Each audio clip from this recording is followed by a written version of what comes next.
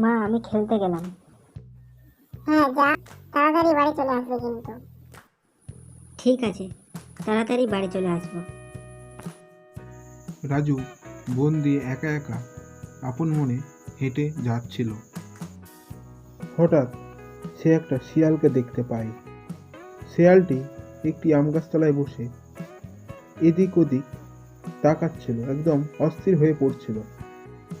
তখন রাজু শিয়ালটিকে জিজ্ঞাসা করে, বলে, শিয়াল ভাই, তুমি এদিক ওদিক কি তাকাচ্ছ বারে বারে?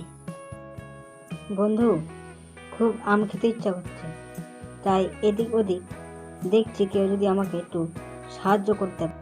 ঠিক আছে বন্ধু, আমি তোমাকে সাহায্য করব। এ নাও বন্ধু, তোমার আম আমি পেড়ে দিয়েছি। ধন্যবাদ বন্ধু। তোমার বাড়ি কোথায়? আজ থেকে আমরা দুজন বন্ধু। আমার বাড়ি এই রাস্তার ওই দিকে। রাজু বাড়ি গিয়ে তার মাকে আজকে শিয়ালের সাথে ঘটা সেই ঘটনাগুলো সব বলল।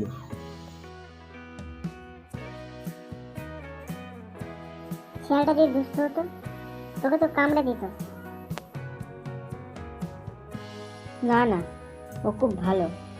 আমরা দুজন এখন বন্ধু হয়ে গেছি। এই বলে দুদিন পরে আবার সেই জঙ্গল দিয়ে যাচ্ছিল রাজু, তখন তাকে একটি সিংহ শিয়াল তাকে আক্রমণ করে। হঠাৎ করে তার সেই শিয়াল বন্ধুটা আসে। ও আমার বন্ধু হয়, প্লিজ তোমরা ওকে কিন্তু খেও না। বন্ধু শিয়ালের কথা শুনে সিংহ আর ওই শিয়ালটা চলে যায়। একেই বলে উপকারের প্রতিদান।